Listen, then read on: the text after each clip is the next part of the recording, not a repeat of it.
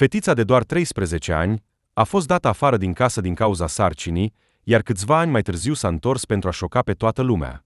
Ai ceva de spus în apărarea ta, Sofia? Vocea lui Luis răsuna în casa deja sufocantă. Sofia s-a micșorat, neavând puterea să întâlnească privirea tatălui ei. Fetița de 13 ani se uita în jos, mâinile ei tremurau, strângând marginea tricoului. Fără rușine, a adăugat Isabela, mama Sofiei, cu răutate, privirea ei lipsită de compasiune. Atât de tânără și deja însărcinată. Doamne, cum am putut să nasc pe cineva ca ea? Eu nu am vrut, a murmurat Sofia, neputând să-și stăpânească lacrimile. Nu ai vrut? Lui s-a lovit masa cu mâna, făcând întreaga casă să tremure. Știi ce rușine ai adus familiei noastre? Îți dai seama ce spun oamenii afară, dincolo de uși? Cum poți să-ți arăți fața în acest oraș?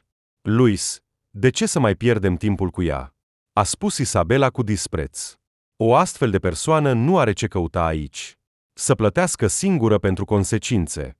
Nu, te rog, mamă, te implor.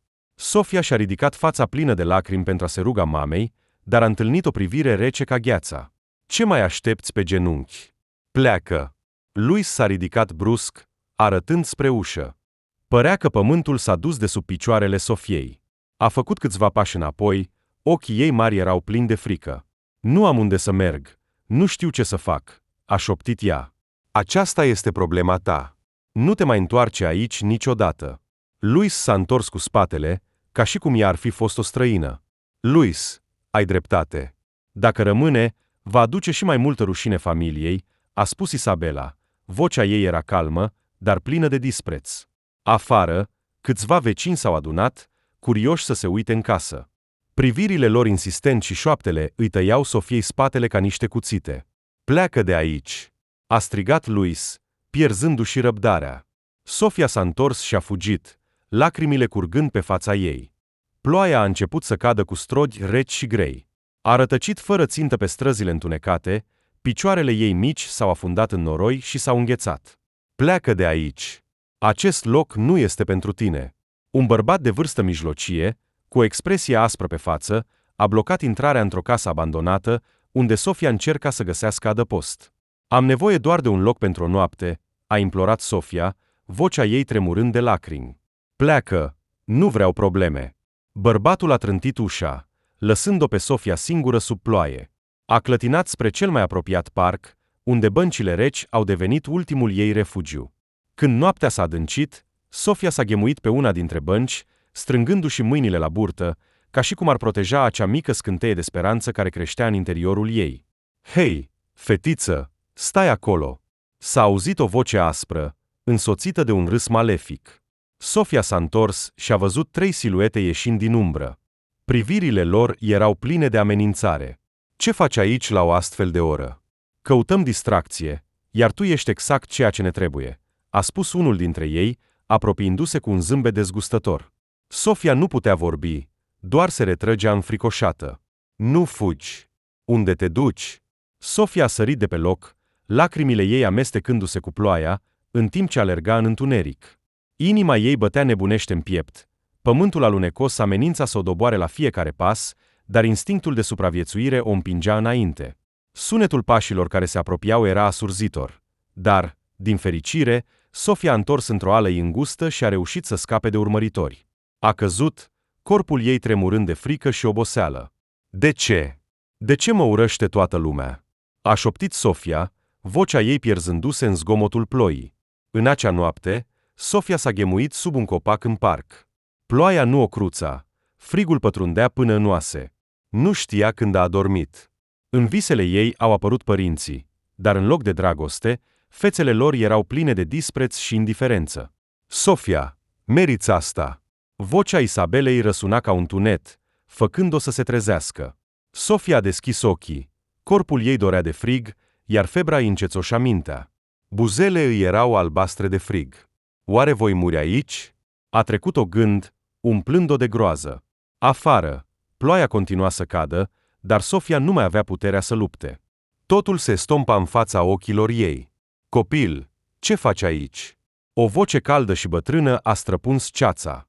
Sofia a distins vag silueta unei femei aplecate deasupra ei. O umbrelă mare îi proteja pe amândouă de ploaie. Eu. Sofia nu putea găsi puterea să răspundă și a căzut în brațele străinei. Nu te teme, sărmană fetiță, te voi ajuta, a spus femeia, mâinile ei bătrâne ridicând-o cu grijă pe Sofia. Cine ești? A murmurat Sofia, ochii ei se închideau de oboseală. Sunt doar o bătrână cofetăreasă, dar nu poți rămâne aici sub ploaie, a răspuns ea. Margaret a dus-o pe Sofia în mica ei cofetărie de la colțul străzii. Casa era modestă, dar caldă, plină de aroma liniștitoare a produselor de patiserie, care contrasta brusc cu frigul de afară. Stai aici, îți aduc ceai cald, a spus Margaret, așezând-o pe Sofia pe un scaun. Privirea ei era plină de compasiune când se uita la fetița udă și tremurândă. Pentru prima dată în câteva zile, Sofia a simțit o rază de căldură din bunătatea străinei, dar adânc în interior, durerea și supărarea rămâneau ca o rană deschisă. A doua zi dimineața, Sofia s-a trezit pe un vechi scaun de lemn în cofetăria Margaret. Capul ei încă dorea de la febra pe care o avusese cu o zi înainte. Aroma pâinii proaspăt coapte îi gâdi la simțurile, iar stomacul ei gol îi reamintea de existența sa cu un zgomot puternic. Nu ai dormit. Iată, bea lapte cald, a spus Margaret cu bâlâândețe, punând pe masă un pahar cu lapte și o bucată mică de pâine. Ochii ei erau plini de îngrijorare când se uita la fetița fragilă cu fața palidă. Mulțumesc, a murmurat Sofia. Vocea ei era slabă, dar oboseala din ochii ei rămânea. Nu era obișnuită cu bunătatea, mai ales din partea străinilor. Nu te îngrijora, nu trebuie să știu ce s-a întâmplat, dar un lucru este clar, ai nevoie de ajutor, a spus Margaret, privind-o pe Sofia cu căldură. Margaret a spus, vocea ei era calmă, dar liniștitoare. Mănâncă, apoi odihnește-te puțin, vom vorbi mai târziu. Sofia a luat pâinea, mâinile ei tremurau de foame și oboseală, dar de îndată ce a atins buzele ei, a simțit un nod în gât. Cuvintele dure ale părinților ei răsunau în capul ei. A pus pâinea înapoi, lacrimile curgându-i pe față. Ce s-a întâmplat? A întrebat Margaret, așezându-se lângă ea. Eu nu merit să mănânc. Sunt o rușine pentru familia mea, a plâns Sofia. Margaret a tăcut o vreme, apoi i-a luat cu bâlâândețe mâinile fragile în ale ei. Ascultă-mă, copil, nimeni nu merită așa ceva. Nu știu prin ce ai trecut, dar știu că ești o fetiță bună și meriți să trăiești. Cu ajutorul Margaretei, Sofia a început să ajute în mica cofetărie. Deși munca nu era prea grea, privirile judecătoare ale clienților locali o făceau pe Sofia să se simtă inconfortabil. Cine este fetița asta? A șoptit o femeie Margaretei, expresia ei fiind plină de suspiciune. Este ceva în neregulă, nu o lăsa să-ți strice reputația. Margaret a respins brusc. Ce fac eu nu este treaba ta. Dacă nu-ți place, caută o altă cofetărie. Dar nu toți erau la fel de binevoitori ca Margaret. Într-o zi, când Sofia ștergea mesele, a intrat un bărbat în haină caldă. Era Esteban, proprietarul magazinului alimentar din vecinătate, cunoscut pentru zgârcenia și curiozitatea sa. Margaret, trebuie să vorbesc cu tine, a spus Esteban, aruncând o privire dezaprobatoare asupra Sofiei. Ce s-a întâmplat? A întrebat Margaret. Fata asta, a spus el, arătând direct spre Sofia. Știi cine este? Am auzit că a fost dată afară din casă pentru ceva rușinos. A o ține aici este o problemă. Sofia și-a plecat capul, încercând să nu plângă, dar cuvintele dure îi pătrundeau în inimă ca niște cuțite. Margaret s-a îndreptat, privirea ei devenind de oțel. Esteban, dacă nu ai nimic de făcut, pleacă de aici. Fata asta nu a făcut rău nimănui, dar tu ar trebui să te gândești la reputația ta. Cine ar vrea să cumpere pâine de la o cofetărie care adăpostește pe cineva ca ea? Esteban a spus cu dispreț. Pleacă de aici, Esteban, și nu mai veni, a spus Margaret ferm, arătând spre ușă. Privirea ei neclintită lăsa clar de înțeles că nu va tolera ca cineva să-i facă rău Sofiei. Cu toate acestea, zvonurile au început să se răspândească în cartier că o fetiță însărcinată locuiește în cofetăria Margaret. Șoaptele și privirile de dispreț deveneau din ce în ce mai insuportabile. Într-o seară, când Sofia a ieșit să arunce gunoiul, s-a trezit într-un colț, înconjurată de un grup de tineri din cartier. Hei, fetiță, cine ești tu să locuiești aici? A strigat un bărbat grosolan pe nume Carlos. Eu doar vreau să trăiesc în liniște, a răspuns Sofia, bâlbâindu-se, retrăgându-se. Liniște? Cine ești tu să vrei liniște? Ai adus rușine acestui loc. Carlos a zâmbit, apoi a împins-o puternic pe Sofia, făcând-o să cadă pe pământ. Destul! A răsunat vocea Margaretei de la ușa cofetăriei. A alergat și a ajutat-o pe Sofia să se ridice. Dacă nu știi să te comporți, nu mai veni aici, a râs Carlos. Bine, dar nu ne învinovăți când cofetăria ta va fi boicotată, a adăugat el.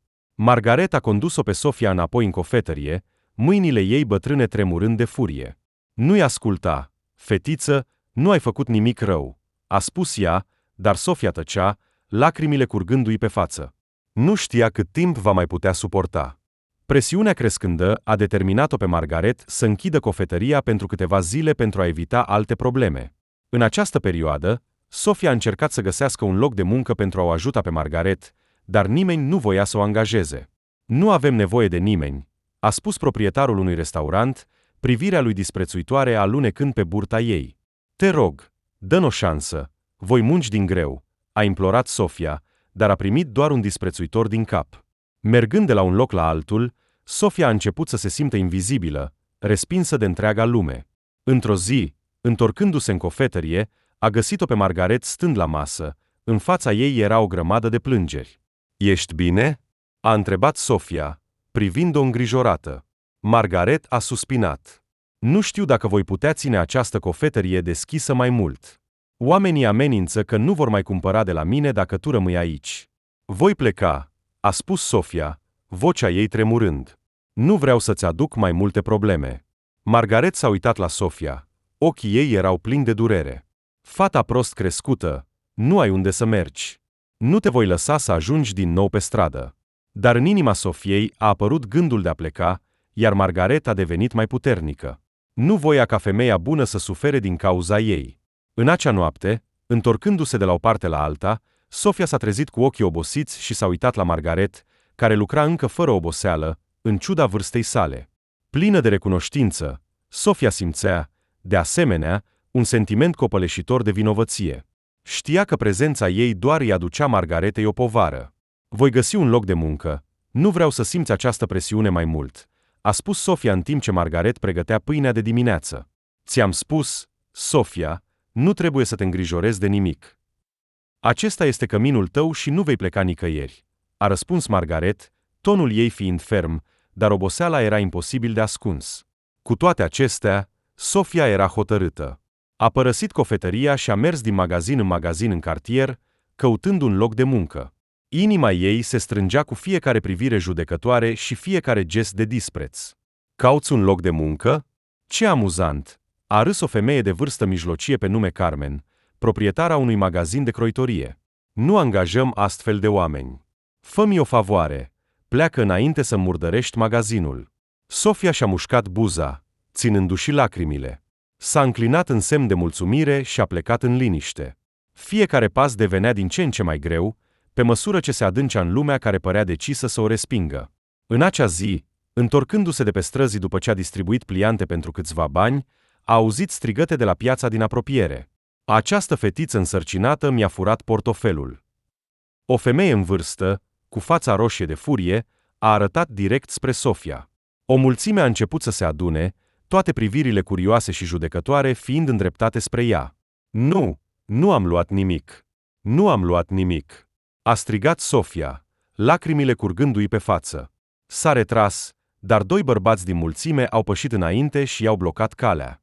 Verificați geanta, a propus unul dintre ei, vocea lui fiind amenințătoare. Nu, te rog, nu face asta. Sofia strângea tare geanta, dar puterea ei nu era suficientă, iar unul dintre bărbați a smuls-o din mâinile ei. Au început să caute în geanta Sofiei, dar nu au găsit nimic. Femeia acuzatoare, acum rușinată, a încercat să-și acopere situația stânjenitoare. Probabil că a ascuns asta undeva. Dar o persoană ca ea, cu siguranță nu poate fi nevinovată. Sofia stătea ca înfiptă, corpul ei tremurând de furie și frică. Mulțimea șoptea, unii dădeau din cap în semn de acord cu acuzațiile nefondate ale femeii. Pleacă de aici, înainte să chem poliția. A strigat femeia, arătând spre Sofia. Sofia s-a întors și a fugit, lacrimile curgându-i pe obraz. Nu putea înțelege de ce oamenii erau atât de cruzi, doar pentru că era diferită, doar pentru că purta în ea o mică viață. Întreaga lume părea că se străduiește să-i zdrobească spiritul. Când Sofia s-a întors în cofetărie, Margaret o aștepta cu o expresie îngrijorată pe față. Ce s-a întâmplat? Copil? De ce plângi? A întrebat Margaret. Sofia nu mai putea să se abțină, a căzut în brațele Margaretei, neputând să-și stăpânească plânsul. Nu am făcut nimic rău, dar ei mă urăsc totuși, mă tratează ca pe un gunoi. Nu mai pot suporta asta, plângea Sofia. Margaret a mângâiat-o cu bâlâândețe pe păr, încercând să o consoleze. Ești o fetiță prost crescută, trebuie să fii puternică, nu le permite să te doboare, a spus Margaret. Dar Sofia doar a dat din cap, durerea și disperarea fiind adânc înfipte în sufletul ei. A doua zi, Margaret trebuia să părăsească cofetăria pentru a se întâlni cu proprietarul în legătură cu datoria de chirie. Sofia a rămas singură, încercând să lucreze, dar neputând scăpa de neliniște. Amenințările lui Carlos și ale băieților locali o urmăreau încă. În timp ce Sofia ștergea masa, ușa cofetăriei s-a deschis brusc. Au intrat Carlos și doi dintre prietenii săi, pe fețele lor fiind o expresie amenințătoare. Unde este Margaret? A întrebat Carlos, vocea lui fiind rece. Nu este aici, a răspuns Sofia, încercând să-și păstreze calmul. Carlos s-a zâmbit. Perfect, atunci vom vorbi cu tine.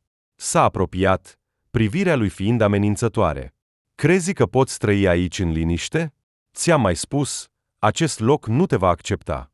Te rog, vreau doar să lucrez, nu vreau să creez probleme, a spus Sofia, vocea ei fiind imploratoare. Probleme? Tu ești problema. De când ai apărut, în acest cartier sunt pline de zvonuri. Am pierdut clienți din cauza acestei cofetării care te adăpostește, a strigat Carlos, lovind masa. Sofia a tresărit și s-a retras înfricoșată. Cei doi prieteni ai săi au început să răstoarne totul de pe masă pe podea. Pâinea proaspăt coaptă a căzut și s-a sfărâmat, făina și ingredientele s-au împrăștiat peste tot. Oprește-te, te rog, nu face asta, a strigat Sofia, lacrimile curgându-i pe față. Dar Carlos s-a râs doar. Iată-ți lecția. Pleacă de aici, înainte să devină totul mai rău. El și prietenii săi au plecat, lăsând-o pe Sofia în mijlocul distrugerii. A căzut pe podea, cu mâinile tremurânde, Sofia aduna cioburile de pâine, în timp ce lacrimile curgeau liber pe obrașii ei. Când Margaret s-a întors, a fost îngrozită de ceea ce a văzut. Ce s-a întâmplat aici? A întrebat ea. Eu nu mai pot rămâne aici, a răspuns Sofia, vocea ei fiind plină de lacrimi. Nu mai îți aduc probleme. Margaret a apucat-o ferm pe Sofia de umeri, ochii ei fiind plini de hotărâre. Nu vei pleca nicăieri. Vom trece prin asta împreună. Sofia știa că Margaret devenea din ce în ce mai obosită și nu mai putea suporta sentimentul că este o povară pentru ea. 2 zile mai târziu, Margaret a primit o notificare de la proprietar. Cofetăria va fi luată dacă nu va plăti datoria de chirie în termen de 1 săptămână. A încercat să-și ascundă neliniștea de Sofia, dar tristețea din ochii ei nu putea fi ascunsă. Voi pleca, a spus Sofia, ochii ei fiind plini de lacrimi. Dacă nu voi fi aici, poate că oamenii te vor lăsa în pace. Nu vei pleca, Sofia, a spus ferm Margaret. Ți-am spus, acesta este căminul tău. Dar Sofia știa că prezența ei distruge tot ce era bun în viața Margaretei. În acea noapte, când totul s-a liniștit, Sofia se uita la tavan, inima ei fiind plină de durere. Trebuie să plec. Pentru ea și pentru Anna, a pus mâna pe burtă, simțind cum o mică viață se mișcă în interiorul ei. Îmi pare rău, Anna, dar nu pot rămâne aici pentru totdeauna. În dimineața următoare, Sofia s-a trezit mai devreme decât de obicei. A strâns câteva lucruri într-o geantă veche, s-a uitat la Margaret, care dormea încă adânc într-un colț al camerei. Sofia își stăpânea lacrimile, nu putea să o lase să sufere mai mult. A scris o notă scurtă și a lăsat-o pe masă. Dragă Margaret, îți sunt atât de recunoscătoare pentru tot ce ai făcut pentru mine, dar nu pot rămâne aici și să-ți aduc mai multe probleme. Voi găsi un alt loc de trai și sper că oamenii vor înceta să te mai apese. Te iubesc foarte mult. Aruncând o ultimă privire asupra cofetăriei, Sofia a pus mâna pe burtă. Anna, trebuie să fim puternice, pentru că nimeni nu ne va ajuta.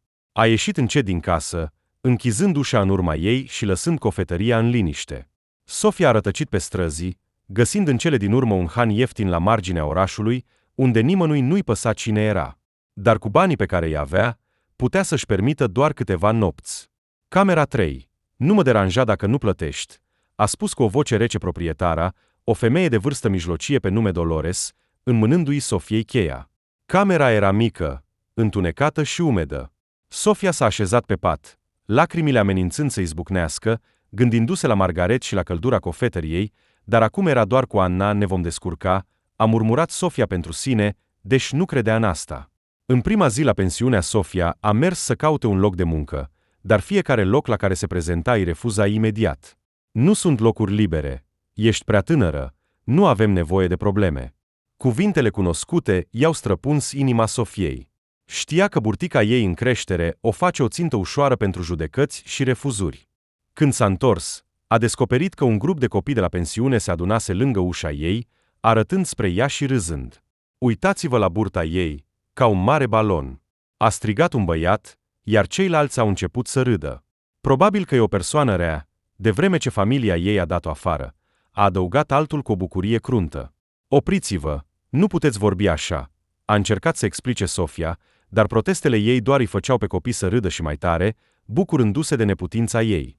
În acea noapte, Sofia a stat întinsă în camera întunecată, strângându-și burta, încercând să se liniștească pe sine și pe Anna, dar ecoul râsetelor batjocoritoare și al cuvintelor răutăcioase nu o lăsa în pace, răsunând din nou și din nou, ca un coșmar fără sfârșit.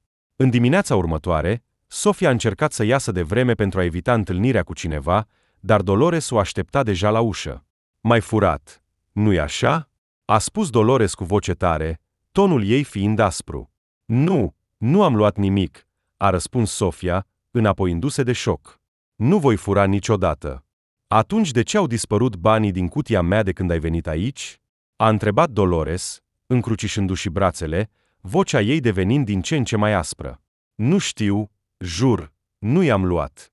Vocea ei s-a rupt de disperare, ochii s-au umplut de lacrimi. Nu te mai justifica, ai 24 de ore să plătești sau să pleci de aici. Nu voi ține un hoț în casă, a strigat Dolores, atrăgând atenția celorlalți locatari ai pensiunii. Sofia nu putea decât să-și plece capul, lacrimile curgându-i pe față. Acuzația a făcut ca toți din pensiune să șoptească între ei. Se părea că întreaga lume era împotriva ei. În acea noapte, când Sofia s-a întors în camera ei, a descoperit că ușa era deschisă. În interior, totul era răsturnat, lucrurile ei modeste împrăștiate pe podea. Este cineva aici? A strigat Sofia, vocea ei tremurând, dar nu a primit răspuns. A intrat și a văzut că geanta ei mică cu bani dispăruse. Nu, nu, asta nu se poate, a strigat Sofia, lacrimile curgându-i pe față. A ieșit repede să o găsească pe Dolores și să raporteze furtul, dar înainte să apuce să explice ceva, Dolores a întrerupt-o.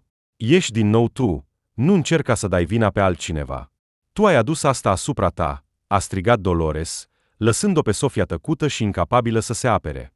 Copăleșită de neputință, Sofia s-a întors în tăcere în camera ei. Știa că nimeni nu o crede, nimeni nu o va susține. În camera rece și întunecată, Sofia și-a strâns burta și a început să plângă. Îmi pare rău, Anna, nu am reușit să te protejez. Unde să mergem acum? Ce să facem? Dar nu a primit răspuns. Tot ce auzea Sofia era vântul care pătrundea prin crăpăturile din ușă, o amintire cruntă a singurătății ei totale. În dimineața următoare, Sofia a părăsit în tăcere pensiunea, purtând puținele ei lucruri într-o geantă veche din material. Sunetul cheilor, când le-a înapoiat lui Dolores, a fost întâmpinat cu indiferență. Femeia de mijloc nici măcar nu s-a uitat la ea, doar a făcut un gest cu mâna. Sofia și-a plecat capul, simțind privirile rece ale celor din jur. A rătăcit pe străzile cunoscute, care acum îi păreau străine, ca și cum fiecare drum îi respingea prezența. Burtica îi rumega de foame, picioarele o durea și s-a sprijinit de un zid vechi de cărămidă, sufocându-se. Vântul înghețat îi tăia paltonul subțire, făcând-o să tremure necontrolat. A ajuns la vechiul bazar, unde înainte câțiva străini binevoitorii îi ofereau resturi de mâncare, dar astăzi nimeni nu o observa. Sofia stătea lângă tarabe, luminate de o lumină caldă, mirosul pâinii proaspăt coapte făcându-i burta să se strângă de foame. Se clătina, adunându-și forțele. Îmi pare rău, Aveți resturi de mâncare? A întrebat Sofia în șoaptă, vocea ei fiind răgușită de frig și oboseală. Femeia de la tarabă s-a uitat la Sofia cu dispreț. Nu am nimic pentru tine, du-te de aici, a spus ea. Sofia și-a plecat capul, în ciuda umilinței care o umplea, și-a plecat, nevrând să întâlnească privirile judecătoare ale celor din jur. Într-un mic parc, Sofia s-a așezat pe o bancă, strângându-și burta, iar lacrimile curgeau fără zgomot pe fața ei. Îmi pare rău, Anna, ce-am făcut greșit, de ce trebuie să suferim așa? Deodată, un grup de copii a trecut pe lângă ea, iar râsetele lor au scos-o din gânduri. Un băiat s-a oprit, uitându-se la burta Sofiei și a strigat tare. Uitați-vă, e atât de grasă. Întreaga grupare a izbucnit în râs. Un alt copil a aruncat un mic pietroi spre Sofia, dar ea doar și-a plecat capul și a suportat totul. Lacrimile continuau să-i curgă pe obraje, iar inima ei era strânsă de durerea și cruzimea lumii din jur. Când a venit noaptea, Sofia a continuat să rătăcească fără țintă. A găsit un colț retras printre clădirile abandonate și s-a ghemuit, încercând să se protejeze de vântul rece. Dar chiar și cu ochii închiși, somnul nu venea. Foamea burticii ei și vântul care șuiera prin crăpătura din zid îi aminteau că lumea o uitase complet. Când totul părea complet fără speranță, Sofia a auzit pași în depărtare. La început i-a ignorat, gândindu-se că este doar un trecător, dar pașii se apropiau și s-a oprit chiar în fața ei. Sofia și-a ridicat privirea. În fața ei stătea Margaret, fața ei fiind distorsionată de grijă și oboseală. Ba! A exclamat Sofia. Vocea ei s-a rupt. Ești o fată proastă, m-ai speriat de moarte. Te-am căutat peste tot. Margaret s-a așezat în fața Sofiei, mâinile ei fragile tremurând când a atins fața ei. De ce ai plecat așa? Nu am vrut să te fac să suferi, plângea Sofia, lacrimile curgându-i în valuri. Margaret a îmbrățișat-o strâns pe Sofia, de parcă îi era frică să nu o piardă din nou. Nu înțelegi, Sofia. Ești familia mea, nu te voi părăsi niciodată, indiferent ce s-ar întâmpla. Cele două femei s-au îmbrățișat în întunericul rece, iar lacrimile Sofiei s-au amestecat cu ploaia ușoară care a început să cadă. Ți-am mai spus, Sofia, nu te îngrijora. Vom reuși împreună, a spus Margaret, vocea ei fiind plină de emoție. Sofia a dat din cap. Ochii ei, plini de lacrimi, priveau spre Margaret. Îmi pare rău, mă simt atât de vinovată că am plecat fără să spun nimic. Nu mai spune asta. Tot ce contează este că ești în siguranță, a spus Margaret, mâinile ei fragile încălzind-o pe Sofia. În dimineața următoare, amândouă s-au întors la mica brutărie. Deși viața era încă grea, pentru Sofia acum era un adevărat cămin. Margaret a început să facă ordine în brutărie, ștergând cu grijă praful care se adunase în timpul absenței lor. Sofia o ajuta să coacă pâine, mâinile ei mici obișnuindu-se treptat cu aceste sarcini.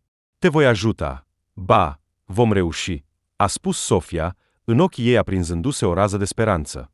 Margaret a zâmbit, primul ei zâmbet adevărat din ultimele zile. Așa este, Sofia, vom reuși. Atâta timp cât ne avem una pe cealaltă, nu ne este frică de nimic. Cu timpul, în ciuda privirilor judecătoare și a șoaptelor vecinilor, Sofia a învățat treptat să le ignore. S-a concentrat pe munca ei și pe îngrijirea Annei, micuței vieți care creștea în interiorul ei. Mica brutărie s-a umplut din nou cu aroma familiară, atrăgând clienți vechi. Sofia stătea la teșghea, ochii ei strălucind de speranță pentru viitor. Îți mulțumesc, a spus Sofia, privind-o pe femeia în vârstă care a fost atât de puternică pentru ea. Nu aș fi reușit fără tine. Margaret a mângâiat-o cu bâlâândețe pe mână, ochii ei fiind plini de dragoste. Ești familia mea, Sofia. Familia va fi întotdeauna împreună, indiferent de toate. Sub acea mică acoperiș, au dus o viață simplă, dar liniștită, bazându-se una pe cealaltă pentru a depăși dificultățile vieții. Au trecut 13 ani de la noaptea în care Sofia a părăsit casa părinților. Acum era o femeie puternică și independentă. Cu ajutorul Margaretei, a depășit dificultăți nemai văzute și a deschis o mică cafenea la marginea Miamiului. Cafeneaua se numea Annaci în onoarea fiicei ei, care devenise cea mai mare mândrie a vieții ei. Anna, acum de 13 ani, era o reflecție a tinerei Sofia, dar cu ochii plini de inteligență și încredere în sine. Adesea o ajuta pe mamă în cafenea, servind clienții cu un zâmbet strălucitor. Viața lor era simplă, dar plină de bucurie și dragoste. Într-o dimineață, când Sofia curăța teșghea din cafenea, a intrat un client. Era Iulia, o veche prietenă a Margaretei, care adusese câteva fotografii vechi din tinerețea ei. Iulia, o femeie veselă și energică, de 60 de ani, venea adesea să împărtășească povești și să o ajute pe Sofia. Sofia, am găsit aceste fotografii când făceam curățenie acasă. Uite cât de frumoasă era Margaret în tinerețe. Iulia a pus fotografiile pe masă, ochii ei strălucind de nostalgie.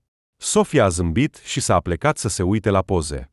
Dar Margaret, cea mai incredibilă femeie pe care am cunoscut-o vreodată. Dacă nu era ea, eu și Anna nu am fi aici astăzi.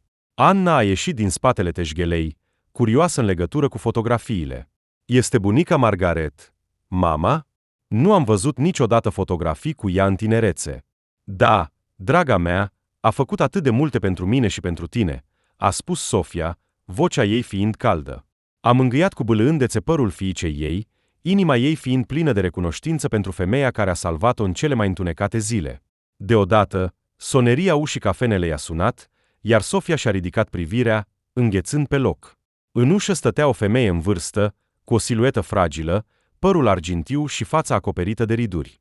Ochii ei purtau oboseală și îndoială, dar în adâncul lor era o putere cunoscută de Sofia. Izabela, a șoptit Sofia. Cu mâinile tremurânde, femeia a dat din cap, ochii ei umplându-se de lacrimi. Da, Sofia, sunt eu, mama ta. Atmosfera din cafenea a devenit brusc grea. Iulia, simțind tensiunea, s-a retras în tăcere. Anna s-a uitat la mama ei, apoi la femeia străină, ochii ei fiind plini de curiozitate, dar nu înțelegea ce se întâmplă. Sofia a încercat să se adune, vocea ei devenind mai rece ca niciodată. Ce cauți aici după 13 ani? Crezi că poți să intri în viața mea ca și cum nimic nu s-ar fi întâmplat? Izabela și-a plecat capul, vocea ei fiind răgușită. Știu că nu am dreptul, dar nu mai pot trăi cu acest sentiment de vinovăție. Am venit să-mi cer iertare. Iertare? Sofia a râs amar, dar lacrimile au început să-i umple ochii. M-ai dat afară fără milă. Ai ales onoarea familiei, nu fiica pe care ai născut-o, și acum crezi că o simplă iertare va rezolva totul? Anna a tras-o pe mama ei de mână, ochii ei fiind plini de confuzie. Mama, ce se întâmplă? Cine este ea? Sofia a tăcut mult timp, mâinile ei strângându-se atât de tare încât au devenit palide. Anna, aceasta este bunica ta. Bunica? A spus Anna cu uimire, întorcându-se spre Izabela. Este adevărat? Ești mama mamei mele? Izabela s-a așezat în genunchi, ochii ei fiind plini de regret când s-a uitat la Anna. Da, draga mea, sunt mama mamei tale și am făcut greșeli teribile. Te-am abandonat când aveai mai multă nevoie de mine. Dar nu pot trăi fără să încerc să repar totul. Anna s-a retras, uitându-se la mama ei cu o expresie perplexă. Mama, este adevărat? De ce te-a părăsit? Sofia s-a aplecat și a îmbrățișat-o strâns pe Anna. Îți voi explica totul, dar nu acum. Izabela s-a ridicat, mâinile ei tremurând. Sofia, nu mă aștept să mă ierți imediat, dar sunt pregătită să fac tot ce pot pentru a-mi răscumpăra greșelile. Nu este atât de simplu, a spus Sofia, vocea ei fiind plină de durere. 13 ani nu sunt o perioadă scurtă. Am început de la zero. Nu ai fost lângă mine când am avut nevoie de tine. Acum nu știu dacă poți face ceva pentru a schimba asta. Iulia, care stătea lângă, s-a apropiat și a pus o mână pe umărul Sofiei. Sofia, mama ta a greșit, nimeni nu contestă asta, dar uneori iertarea nu este pentru ceilalți. Este pentru a te elibera pe tine. Sofia s-a uitat la Iulia, apoi la Izabela. În interiorul ei se învârteau emoții contradictorii, furie, durere și vulnerabilitate pe care nu voia să le recunoască. Doamnă Izabela, a vorbit deodată Anna, vocea ei fiind clară, dar fermă. Nu știu ce ați făcut, dar cred că dacă vă pare rău cu adevărat, trebuie să dovediți asta prin fapte, nu prin cuvinte. Izabela s-a uitat la Anna, ochii ei fiind umpluți de o slabă rază de speranță. Ai dreptate, sunt pregătită să fac tot ce pot pentru a-mi repara greșelile. Izabela s-a așezat în genunchi, luând mâinile Sofiei în ale ei, lacrimile curgându-i pe fața epuizată. Trăiesc cu regretul în ultimele 13 ani. Se sufoca. Tatăl tău s-a îmbolnăvit după ce ai plecat, nu a încetat să sufere din cauza a ceea ce s-a întâmplat, dar mândria lui nu i-a permis să recunoască asta, și acum nu mai este. Sofia a înghețat, de parcă o furtună a trecut prin mintea ei. Tatăl a murit? A întrebat ea, vocea ei tremurând. De ce? De ce nu mi-ai spus? De ce ai venit la mine abia acum? Izabela a strâns puternic mâinile fiicei sale, ale ei tremurând. Nu am îndrăznit, mi-a fost frică că nu mă vei ierta, dar când el a plecat, am realizat că nu pot să te pierd și pe tine. Sofia, ești tot ce mi-a mai rămas. Sofia și-a retras mâinile, făcând un pas înapoi. Tot ce îți mai rămâne? Crezi că câteva cuvinte de regrete sunt suficiente? Tatăl m-a dat afară, iar tu m-ai întors pe mine timp de 13 ani. A trebuit să supraviețuiesc singură, să-mi cresc copilul singură, iar acum vrei iertare pentru că ești singură? Izabela nu a putut spune mai mult, umerii ei tremurând în timp ce plângea. Anna stătea lângă mama ei, privind la ceea ce se întâmpla cu ochii plini de confuzie. Mama! A chemat ea în șoaptă, vocea ei tremurând. Nu știu ce s-a întâmplat, dar poate că ea chiar vrea să repare totul. În acel moment, ușa cafenelei s-a deschis, iar Margareta a intrat. Văzând ce se întâmplă, nu a spus nimic, dar s-a apropiat de Sofia. Sofia, a spus ea bâlând, vocea ei fiind calmă, dar fermă. Cred că ar trebui să-i dai mamei tale ocazia să termine de vorbit. Cum pot să-i iert? M-au împins în iad, iar acum se așteaptă să las totul deoparte, a suspinat Sofia, căutând confort în Margaret. Margaret a pus o mână pe umărul Sofiei, privirea ei fiind bâlândă, dar hotărâtă. Iertarea nu înseamnă a uita totul, draga mea. Iertarea este eliberarea de lanțurile urii. Uneori, iertarea este cel mai mare dar pe care îl poți oferi ție. Izabela s-a așezat în genunchi, vocea ei tremurând. Nu îndrăznesc să cer iertarea ta imediat, dar te rog, dă-mi o șansă să-mi repar greșelile. Nu pot schimba trecutul, dar pot încerca să fiu aici pentru prezent și viitor. Sofia și-a plecat capul, emoțiile contradictorii din interiorul ei învârtindu-se tot mai adânc. Am nevoie de timp, a șoptit ea. Margaret a dat din cap. Desigur, Sofia. Nu ești obligată să decizi chiar acum, dar amintește-ți că familia, oricât de distrusă ar fi, poate găsi întotdeauna o cale de a se vindeca. Izabela stătea, fața ei fiind în lacrimi, dar în ochi era o slabă rază de speranță. Îți mulțumesc, Sofia. Faptul că îmi dai o șansă înseamnă totul pentru mine. Voi face tot ce pot pentru a-ți arăta că sunt sinceră.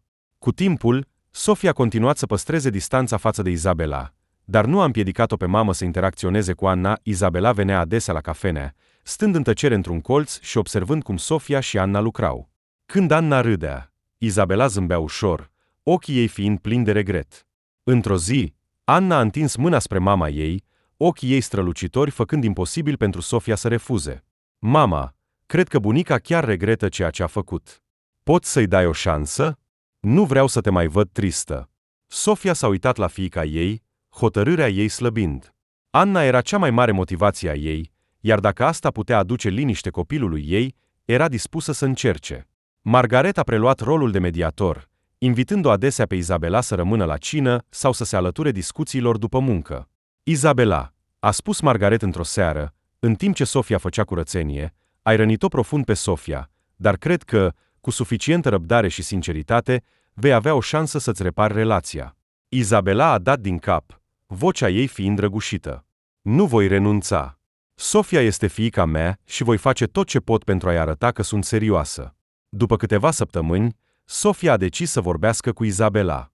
Discuția a avut loc în mica bucătărie a cafenelei, după ce Anna a mers la culcare, iar Margaret a lăsat intenționat cele două singure. Mama, a început Sofia, vocea ei fiind încă rece, dar mai puțin aspră decât înainte. Trebuie să știu de ce. De ce m-ai întors? M-am temut, Sofia. Tatăl tău și cu mine ne-am temut de judecata altora. Ne-am protejat onoarea familiei toată viața, iar când s-a întâmplat asta, nu am știut cum să facem față. Dar am greșit. Am greșit complet. Sofia a tăcut, lăsând-o pe Izabela să continue. După ce ai plecat, tatăl tău nu a mai zâmbit niciodată. A trăit cu regret, dar a fost prea mândru pentru a recunoaște asta. Stătea la fereastră, privind afară, de parcă spera că te vei întoarce. Atunci de ce nu m-a căutat? A întrebat Sofia, vocea ei tremurând. Credea că nu mă vei ierta, iar eu, la rândul meu, am crezut la fel. Dar când a murit, am realizat că nu pot continua să trăiesc așa. Nu pot să te pierd și pe tine, a spus Izabela, lacrimile curgându-i pe față. Sofia a stat tăcută, emoțiile tumultoase învârtindu-se în interiorul ei. Se gândea la anii de suferință, nopțile reci petrecute în singurătate, la momentele în care stătea sub ploaie, neștiind la cine să apeleze. Dar, în același timp, a realizat că, oricâtă furie ar purta în sine, trecutul nu poate fi schimbat. Mama, a spus Sofia, vocea ei fiind fragilă. Nu pot uita ce s-a întâmplat, dar voi încerca să iert. Pentru Anna, pentru Margaret și pentru mine. Izabela a început să plângă, îmbrățișând-o strâns pe Sofia. Îți mulțumesc, Sofia. Promit că nu te voi dezamăgi. De atunci, Izabela a început să ajute în cafenea, încercând încet să-și reconstruiască relația cu Sofia. Deși între ele mai existau bariere, ambele făceau eforturi. Anna a devenit podul care le lega. Râsetele ei nevinovate și întrebările curioase aduceau momente de bucurie. După câteva luni, într-o dimineață însorită, Cafeneaua Anna a organizat un mic eveniment pentru a mulțumi celor care le-au susținut. Margaret, Izabela, Sofia și Anna stăteau împreună, fețele lor fiind pline de recunoștință și fericire. În discursul ei, Sofia a spus că viața este plină de încercări, dar dacă nu ne dăm bătuți, putem găsi speranță. Vreau să-i mulțumesc Margaretei, care m-a salvat în cele mai întunecate zile ale vieții mele, și vreau să-i mulțumesc mamei mele pentru că nu a renunțat și nu a pierdut ocazia de a-și repara greșelile. Ochii Izabelei s-au umplut de lacrimi în timp ce ținea mâna Sofiei. Sunt mândră de tine, Sofia. Ești cea mai puternică femeie pe care am cunoscut-o vreodată. Evenimentul s-a încheiat cu râsete și căldură. Sub micuța acoperiș a cafenelei, vechile răni au început să se vindece încet. Sofia, Izabela, Margaret și Anna au găsit o nouă familie, nu perfectă, dar plină de dragoste. Povestea Sofiei este o mărturie a puterii iertării și a forței iubirii. Iertarea nu este doar eliberarea altora, ci și vindecarea propriei suflete. În fața dificultăților și a nedreptății, acte de bunătate, cum ar fi sprijinul Margaretei, pot fi lumina care încălzește inimile reci și le ghidează prin întuneric. Viața nu este perfectă, dar iubirea și sinceritatea pot vindeca chiar și cele mai adânci răni. Și chiar și în cele mai întunecate zile, există întotdeauna o rază de speranță care așteaptă în față. Dacă ți-a plăcut această poveste, te invităm să dai like și să te abonezi la canalul nostru. Sprijinul tău ne inspiră să continuăm să spunem povești emoționante aproape în fiecare zi. Îți mulțumim foarte mult pentru sprijinul tău. Ne vedem curând!